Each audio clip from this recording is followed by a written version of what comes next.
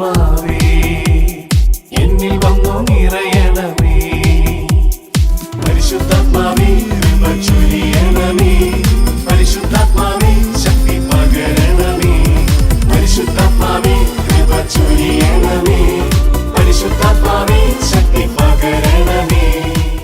പരിശുദ്ധ പരമ ദിവ്യകാരുണ്യനാഥനായ ഈശോയ്ക്ക് ആരാധനയും സ്തുതിയും പുകഴ്ചയും ഉണ്ടായിരിക്കട്ടെ. നമ്മളെ ഓരോരുത്തരെയും ഈ കരുണയുടെ നിമിഷത്തിൽ സ്പർശിച്ച് നമ്മുടെ ജീവിതത്തിലേക്ക് വലിയൊരു കരുണ ഒഴുക്കുന്ന പരിശുദ്ധ പരമ ദിവ്യകാരുണ്യനാഥനായ ഈശോയ്ക്ക് നേരവും ആരാധനയും സ്തുതിയും പുകഴ്ചയും ഉണ്ടായിരിക്കട്ടെ.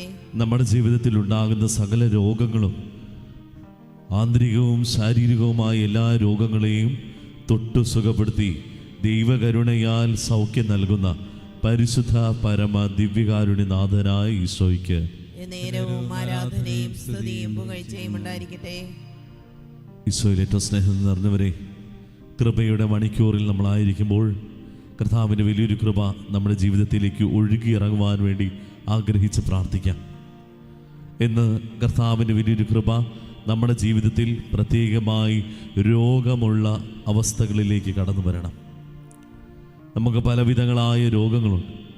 ശാരീരികപരമായ രോഗം, മാനസികമായ രോഗം, ആന്തരിക മുറിവുകളായിട്ടുള്ള ഓരോ രോഗങ്ങൾ. അതിലേക്ക് മുഴുവനും കർത്താവിന് വലിയ കരുണ ഒഴുകുവാനും കർത്താവിൻ്റെ കരുണ സ്വീകരിക്കുവാനും ആയിരിക്കുന്ന ഈ നിമിഷമാണ്. സന്തോഷത്തോടു കൂടി കർത്താവിൻ്റെ മുൻപിലായിരിക്കാം. കർത്താവിൻ്റെ വലിയൊരു കരുണ ഈ നിമിഷം നമ്മളിലേക്ക് ഒഴുകുമ്പോൾ ഉണ്ടാകുന്ന വലിയൊരു സൗഖ്യം, രോഗത്തിൽ നിന്ന് വലിയൊരു വിടുതലാണ്. നമുക്ക് വേണ്ടി വരുന്ന എല്ലാ അനുഗ്രഹവും കർത്താവ് കരുണയോട് ചൊരിയാൻ പോകുന്ന നിമിഷമാണ്. ദൈവങ്ങളെ, നമുക്ക് കർത്താവിൻ്റെ മുൻപിൽ ആത്മാർത്ഥതയോടെ ആയിരിക്കാം. കർത്താവിൻ്റെ മുൻപിൽ നമ്മുടെ പ്രാർത്ഥനയോടുകൂടെ ആയിരിക്കാം.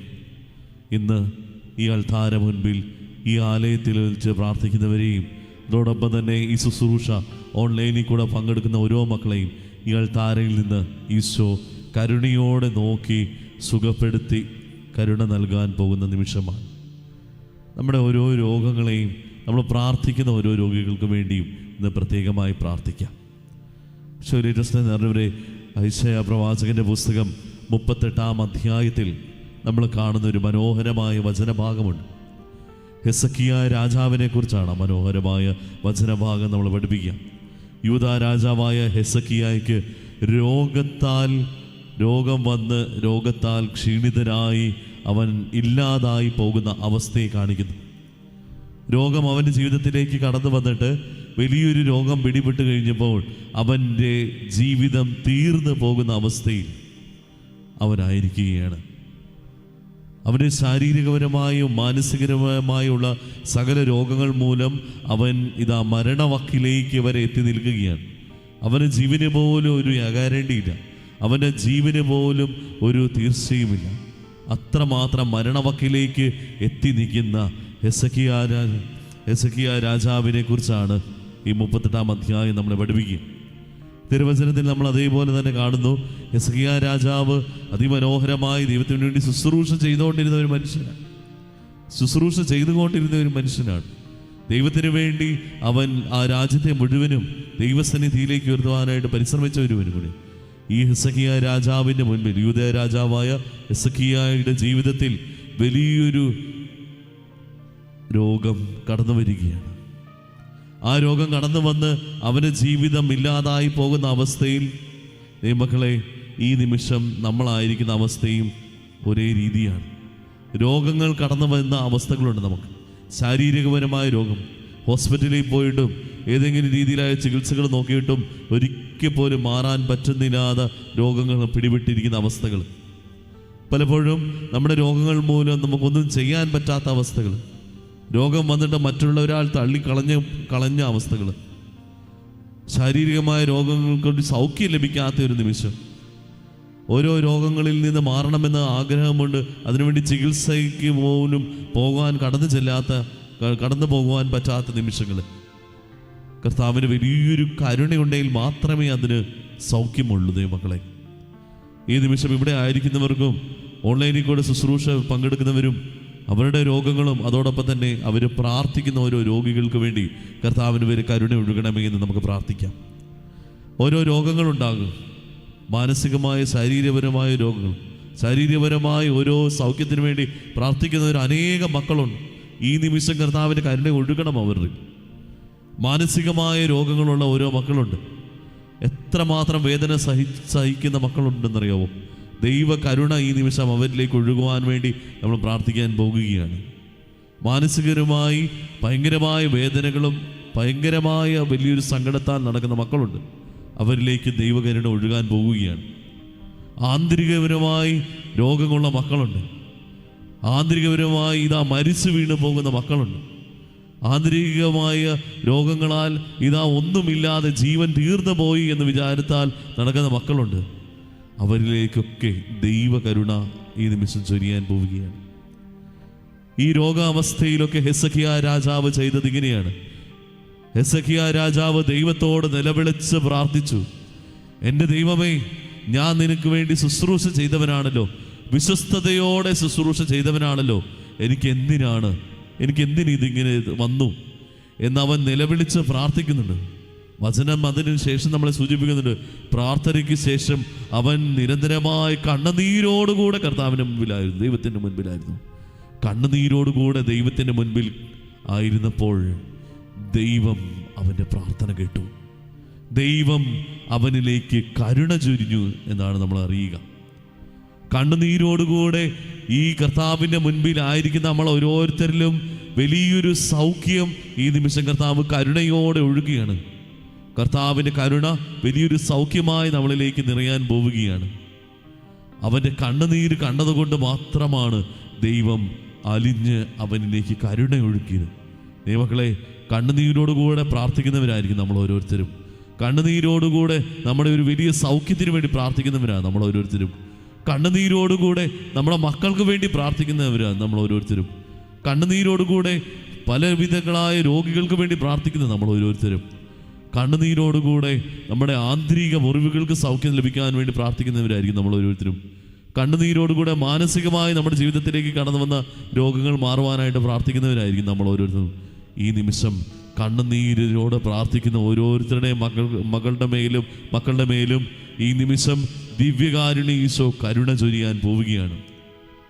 യെശയ്യാ പ്രവാചകന്റെ പുസ്തകത്തിൽ പറയുന്നത് പോലെ തന്നെ അതിനുശേഷം കണ്ണുനീരോടെ പ്രാർത്ഥിച്ച ഹെസക്കിയാ രാജാവിന് കർത്താവ് ആയുസ് 15 വർഷത്തോളം നീട്ടിക്കൊടുത്ത് അവനെ അനുഗ്രഹിച്ചു എന്നാ പറയുക.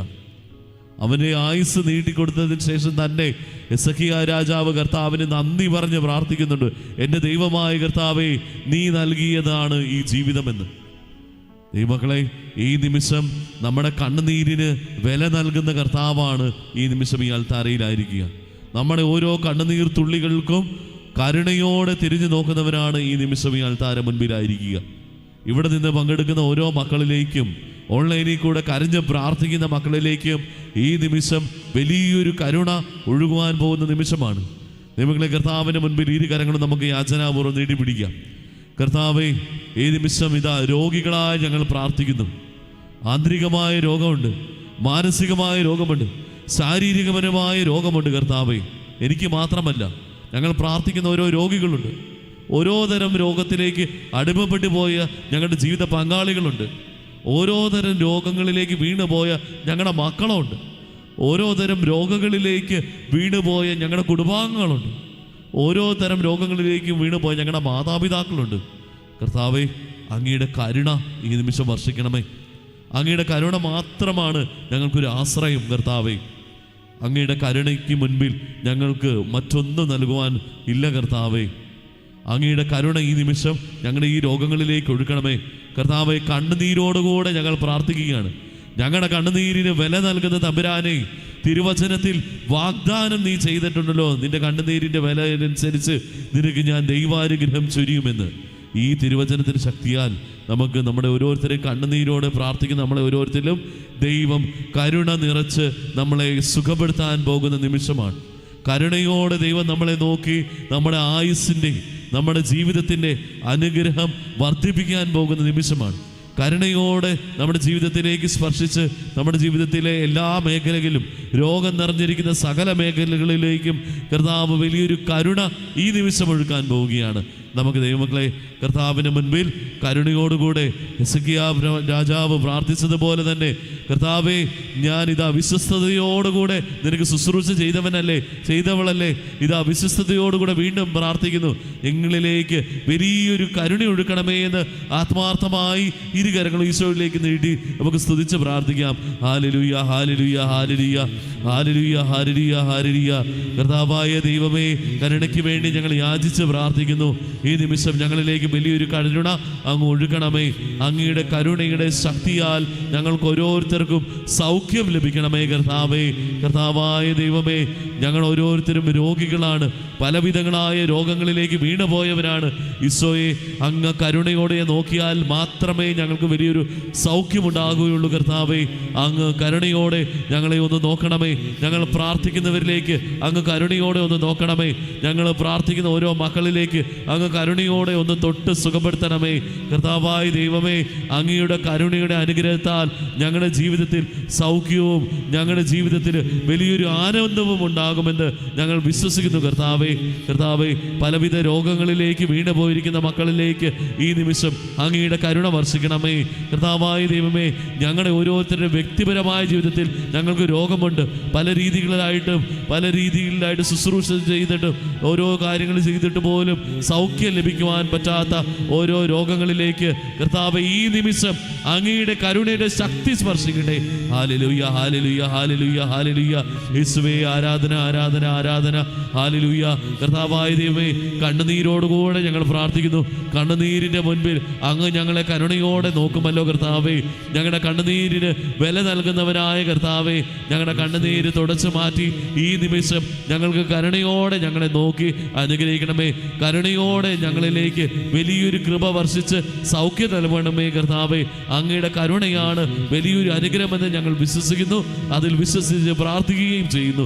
Hallelujah, hallelujah, hallelujah, hallelujah, hallelujah, hallelujah, hallelujah, hallelujah, hallelujah, hallelujah, hallelujah, hallelujah, hallelujah. ദൈവമക്കളെ, കർത്താവിന്റെ മുൻപിലേക്ക് ഇരുകരങ്ങൾ ഒന്നുകൂടെ നമുക്ക് നീട്ടിപ്പിടിക്കാം.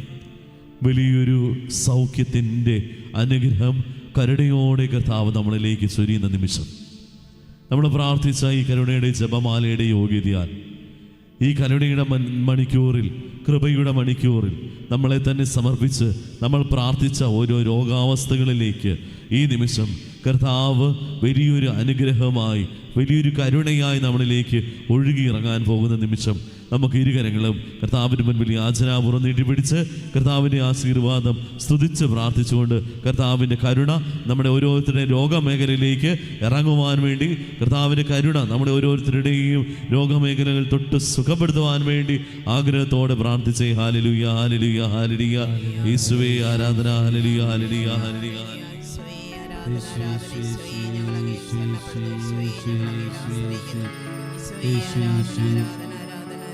യേശുവേ, ഞാനങ്ങേ ശരണപ്പെടുന്നു. യേശുവേ, ഞാനങ്ങേ ശരണപ്പെടുന്നു. പരിശുദ്ധ പരമമാ ദിവ്യകാരുണ്യമേ, എന്നുമെന്നും ആരാധന, എന്നുമെന്നും